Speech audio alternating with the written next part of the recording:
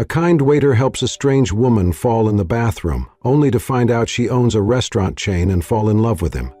It was a cold winter evening, and the warmth inside Joe's diner made the clinking of cutlery and the murmur of low conversation feel almost comforting. Outside, the wind howled past the windows, sending leaves skittering down the empty sidewalks. Inside, people nursed hot coffees and greasy burgers, grateful to be indoors. The door chimed softly as a woman stepped inside. She wore a simple wool coat, a scarf loosely draped around her neck, and her posture was tight, tense, as if holding something back. Her face was pale, beads of sweat already forming at her temple despite the chill. She looked around quickly, eyes darting toward the sign above the restrooms.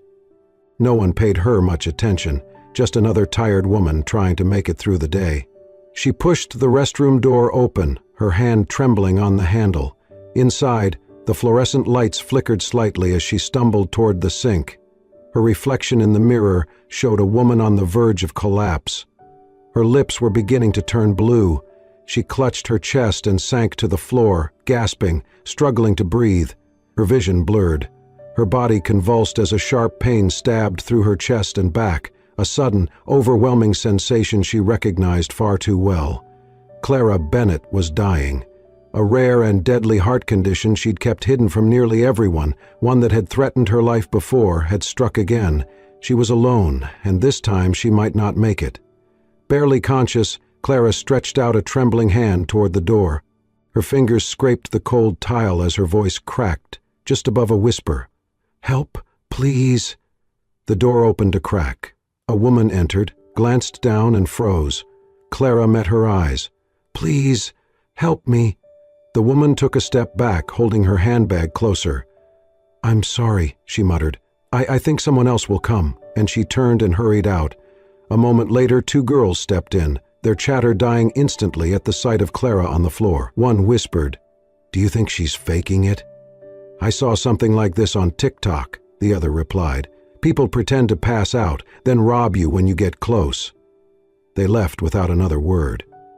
Back in the diner, Daniel stood at the beverage station pouring a refill for table 6. He overheard the girls as they passed. "Someone's lying on the bathroom floor. Probably a scam." Daniel frowned. Something didn't feel right. He handed off the coffee to a colleague and made his way toward the restrooms, ignoring the suspicious glances of others. "Sir, that's the women's," a customer called after him, but Daniel didn't stop. He pushed open the door and froze for half a second when he saw her, a woman lying on the floor, lips bluish, eyes barely open. "Ma'am, can you hear me?" he asked, crouching beside her. She blinked slowly, her hand twitching toward him. "Chest hurts." Daniel didn't hesitate. He gently checked her pulse. It was faint, irregular. Her breathing was shallow and her skin cold to the touch. His training from a first aid course years ago kicked in. He laid her flat on the floor, removed his jacket, and covered her with it.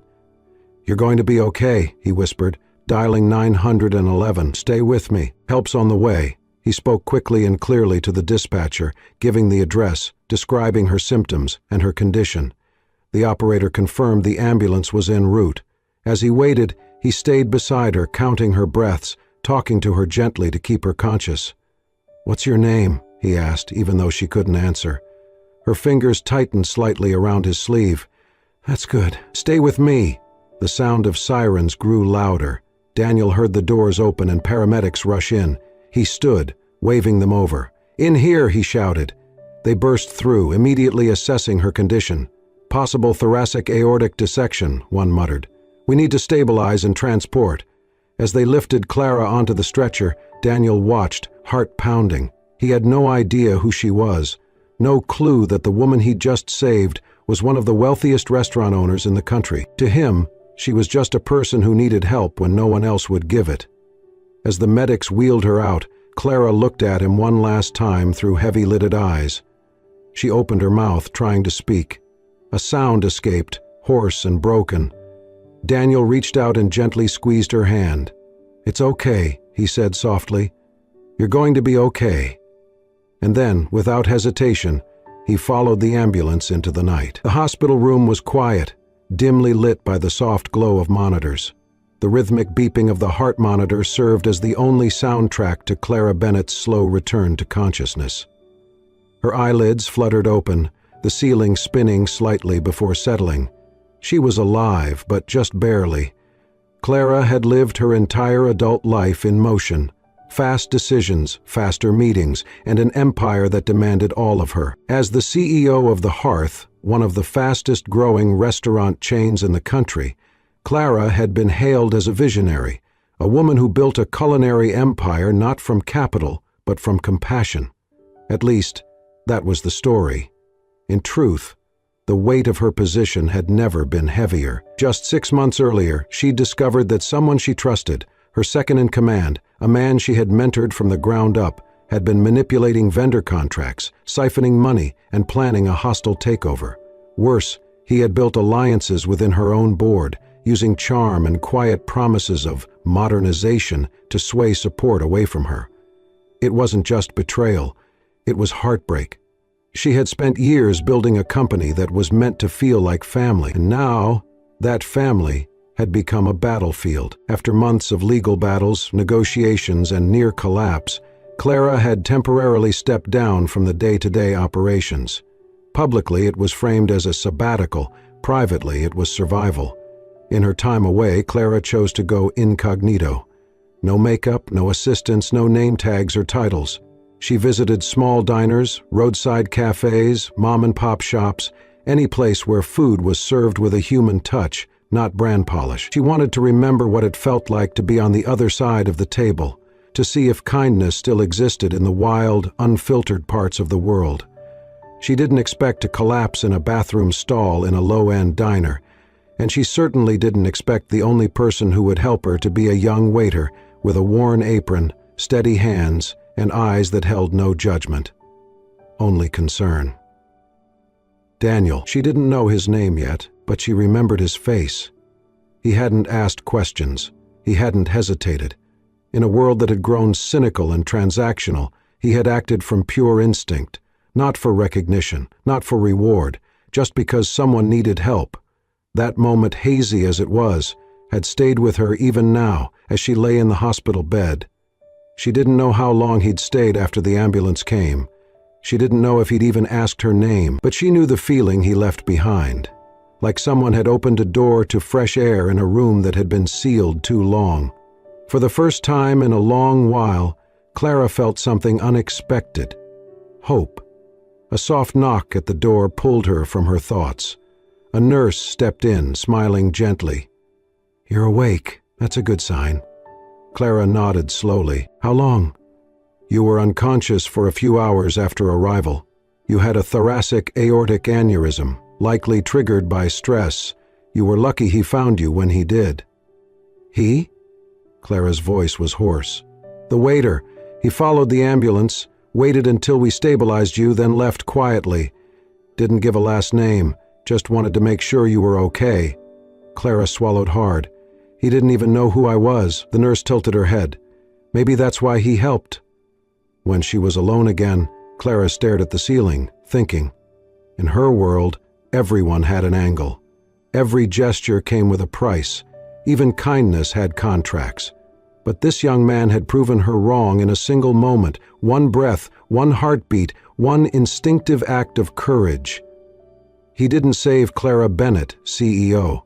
He saved a woman on the floor, a stranger, and in doing so he had unknowingly given her the one thing she thought she had lost forever: faith. 3 weeks after her hospital release, Clara stood across the street from the same diner where everything had unraveled. Gone was the wool coat and the exhaustion that had haunted her eyes that night. In its place was a pair of jeans, a worn hoodie, and hair pulled into a loose ponytail. She looked nothing like the CEO who graced magazine covers. That was intentional. Today she came as nobody. She waited until the lunch rush began before slipping inside. The place looked exactly the same. Walls slightly faded, ketchup bottles half full, vinyl booths cracked at the edges, and yet something about it now felt warmer, familiar. Then she saw him. Daniel. He was wiping down a table, sleeves rolled up, his brow furrowed in concentration as he lined up the salt and pepper shakers just so. He hadn't changed, still moving with quiet efficiency, still offering small smiles to regulars who greeted him by name. He didn't recognize her. That was perfect. Clara took a seat in the back booth, close to the window. She waited until he noticed her, and when he did, he approached with the same calm energy he had shown the night he saved her life. "Welcome," he said. "You've got the best seat in the house, window view and away from the kitchen noise." Clara smiled. "Sounds like you've done this before." He grinned. "A few too many times." He handed her a menu. "Let me know when you're ready." She nodded, watching as he disappeared to another table. When he returned to take her order, she chose something simple, grilled cheese and tomato soup. He blinked. "Good choice. That's our one thing that never disappoints." "You say that like you've tried everything on the menu." "Too many late shifts," he replied. "Eventually you stop eating for taste and start eating for survival." That made her laugh. They spoke in short bursts.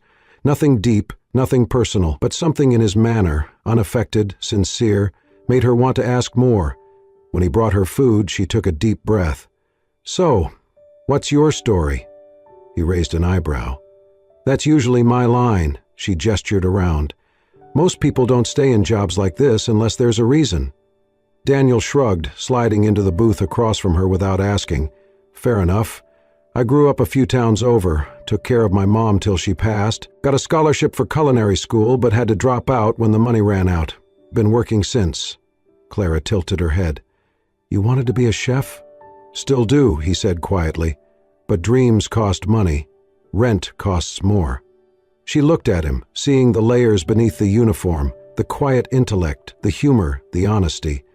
She found herself wanting to know more. "You ever think of trying again?" He shook his head. "Not in the cards right now. I make decent tips.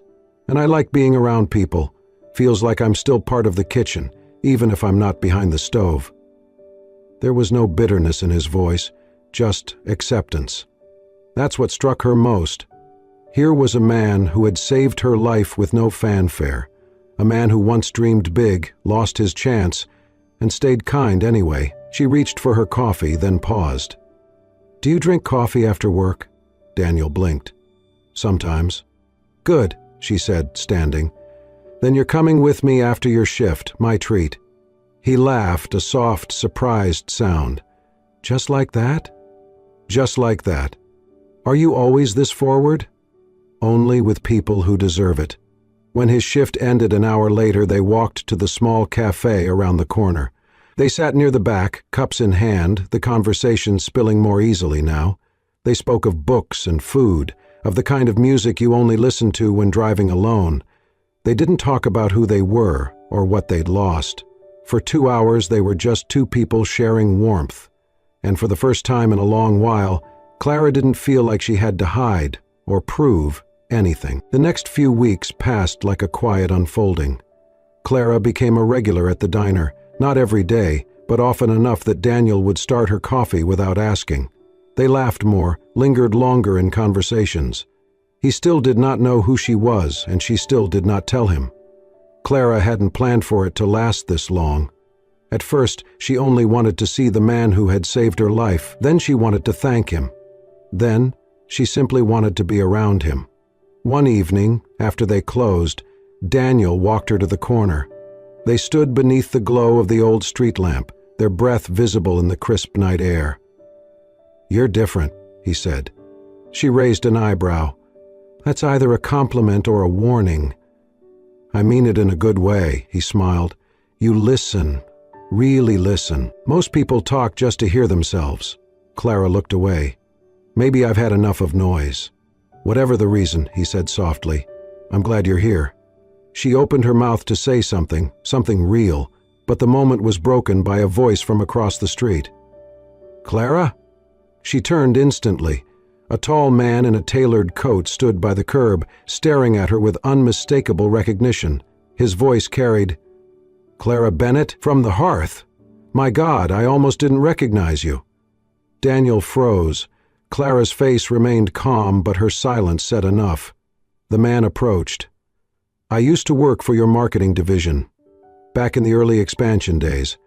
I didn't expect to see you here." Daniel's breath caught. His mind raced. Clara Bennett? The hearth? The name hit him like cold water. He stepped back slowly, his eyes narrowing. Clara Bennett? He repeated, quieter this time. She looked at him then, fully, honestly. Yes? Daniel blinked. You're the CEO? The one in all those profiles? The restaurant empire? I was. His face twisted, not in anger, but confusion, hurt blooming underneath. So, all this time, you knew who I was. You knew I didn't know you, and you just let me, talk about my failed dreams, my rent problems? You just sat there? It wasn't like that, she said softly. Then what was it? He asked, taking another step back. Some kind of social experiment? Were you testing me, seeing if I'd treat you differently if I didn't know? No. You could have told me. I could have, she agreed, but I didn't, because I liked how you saw me. That I saw you as normal. That you saw me at all. Daniel laughed once, short and bitter. This whole time I thought I was getting to know someone who understood me. Turns out I was just a story you hadn't written yet. Clara's voice caught, but she steadied herself. Daniel, when you found me on that bathroom floor, I wasn't a CEO. I wasn't anything but a terrified, broken woman who thought she might die alone. He looked away. You didn't know my name, and you helped me anyway.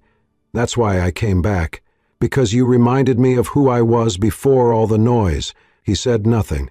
I never meant to deceive you, she continued, but I also didn't want to be the version of myself that people treat like a brand.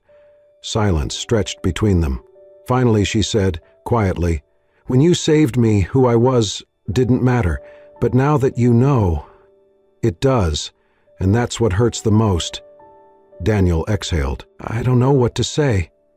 You don't have to say anything. She stepped back, her voice barely above a whisper. But I hope someday you'll remember the girl who just wanted coffee and conversation, not the name behind 1,000 menus. And with that, she turned and walked away, leaving Daniel alone beneath the street lamp, heart spinning between pride and pain. Daniel did not come to work the next morning, nor the morning after that. By the end of the week, his name had quietly disappeared from the staff schedule. No farewell, no message, just a hollow space where his warmth had been. He had left the diner just as silently as he had once walked into that restroom to save a stranger. Clara returned 2 more times, ordering coffee she barely drank, sitting in the same booth by the window where they had once talked about soup and second chances. But Daniel never walked through the door again. It hurt more than she had expected. Not because he had rejected her identity, she had grown used to that. Not because she felt guilty, though part of her did, but because for the first time in years, she had seen something real in another person, and for a fleeting moment, she had felt seen too. But Daniel's silence was not from pride. It was from fear. After the truth came out, he had returned home that night with a knot in his stomach. He replayed every conversation they had, every shared laugh, every vulnerable word he had said, thinking she was just like him, just another soul navigating life from the edges. But she was Clara Bennett. The Clara Bennett. People like her had PR teams, corporate lawyers, reputations so polished they could shine through any scandal. People like him had nothing, just calloused hands, old dreams, and a habit of working until close. He could not bear the thought that someone might think he had stayed close to her because of who she was, that every kindness, every conversation, had been a veiled attempt to gain something. Even worse, he feared Clara might think that too, so he vanished. No calls, no letters, no goodbyes. Clara did not chase him. She wanted to. Every fiber of her heart screamed to show up at his apartment, to demand he look her in the eye and say whatever he needed to say.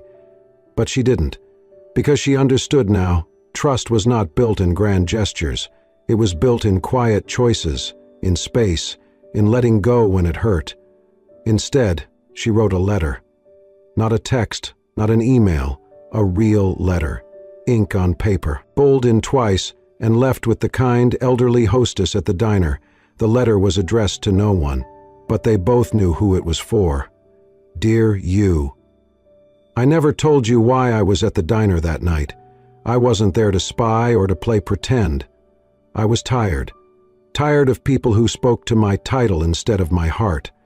Tired of pretending to be okay when I wasn't. Tired of building a world where everyone smiled at me, but no one knew me. Then I collapsed. And you, of all people, you knelt beside me. You didn't know who I was. You didn't ask what I could offer you. You just helped. You saved me. Not just my life, my faith.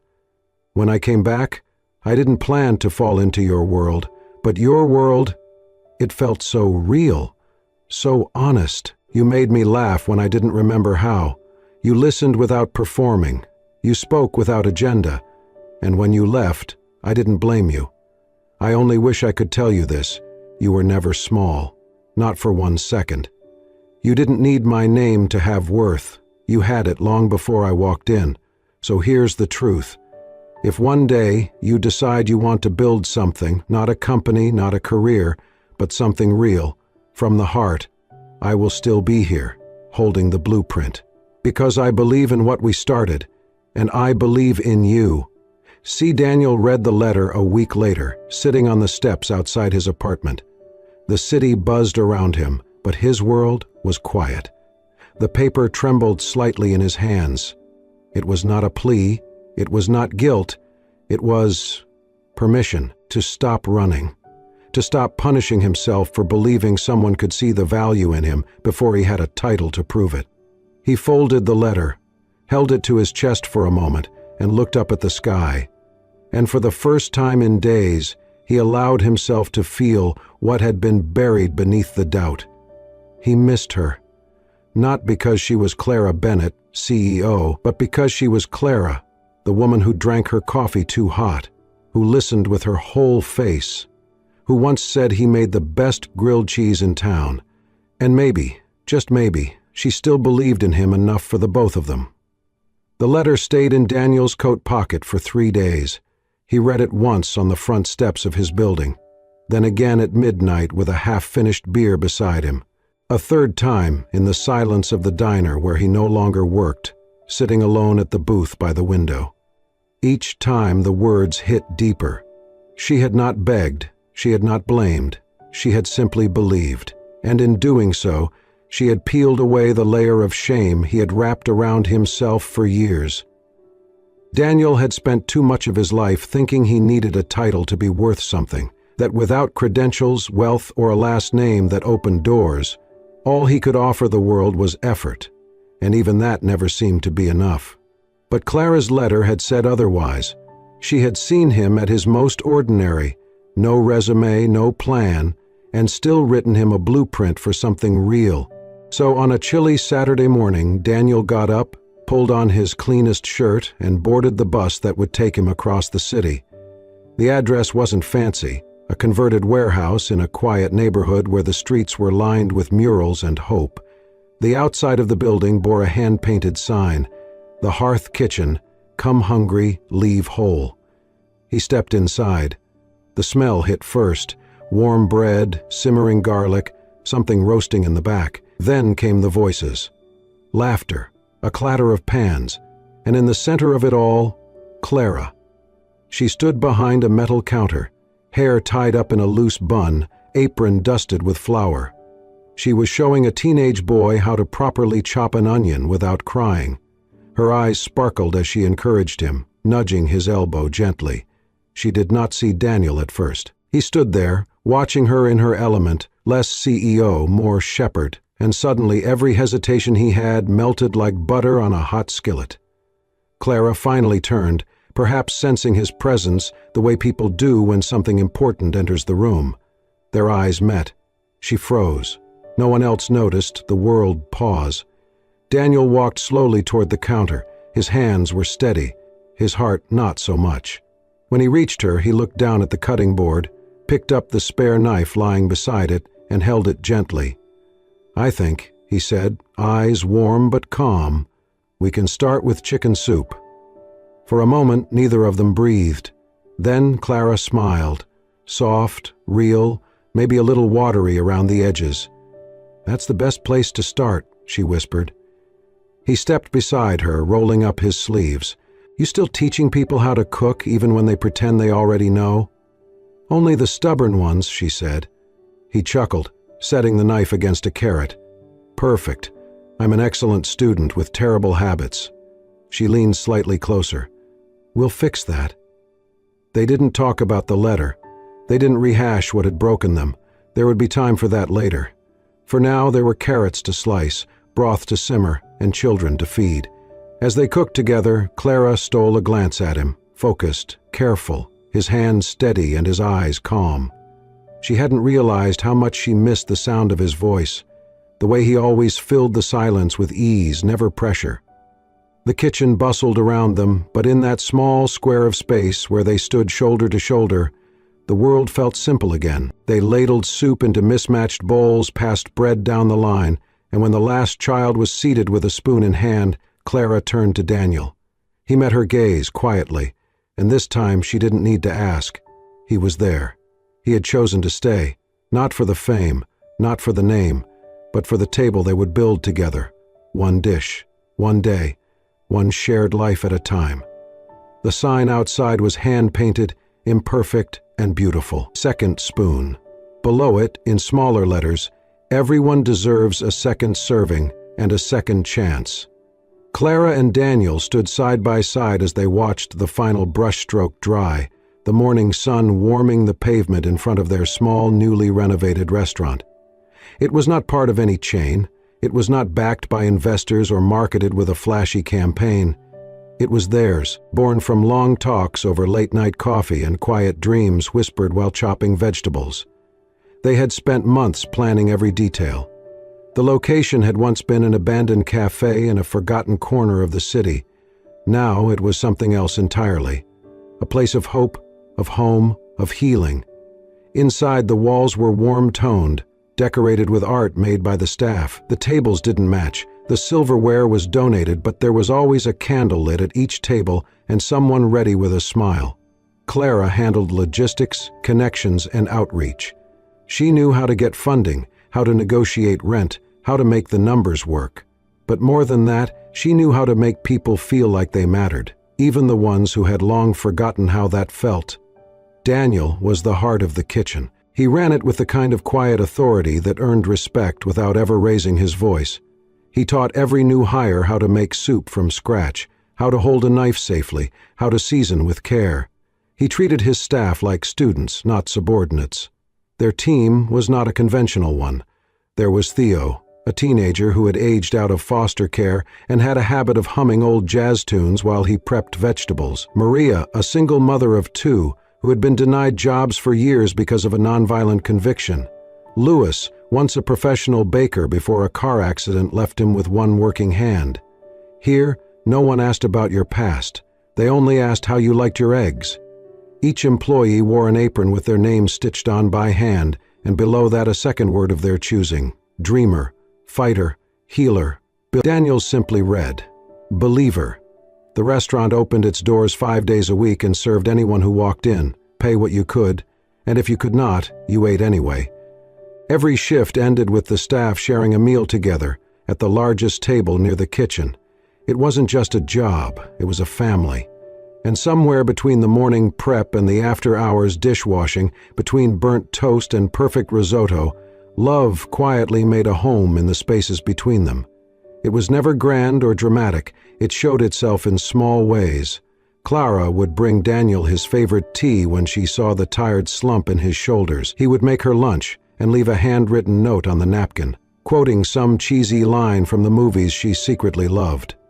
Sometimes they argued about scheduling, about portions, about whether sweet potatoes belonged in soup, but even then, there was laughter at the end of the fight, a kiss exchanged between stirring and seasoning.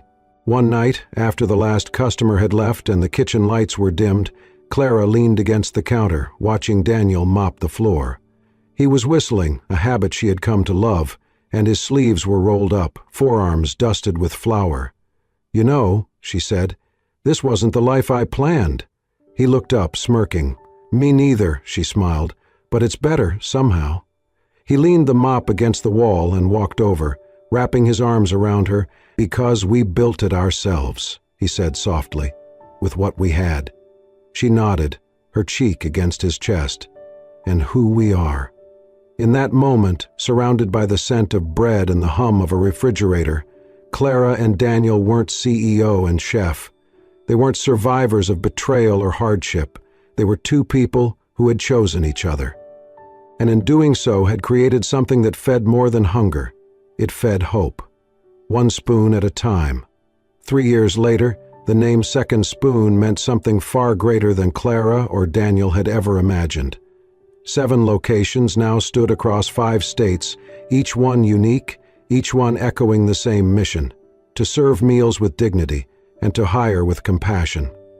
They had no franchising deals, no marketing team, no online influencers pushing them into virality, and yet, people came. Not because they were told to, but because the world whispered, "There is a place where you'll be fed, seen, and welcomed, and it's real." Every Second Spoon was run by someone whose life had once been overlooked. Former dishwasher turned general manager, a teenage runaway now designing the seasonal menu, a grandmother who'd once been homeless now leading morning prayer circles before opening hours. The restaurants didn't just feed bellies, they fed futures.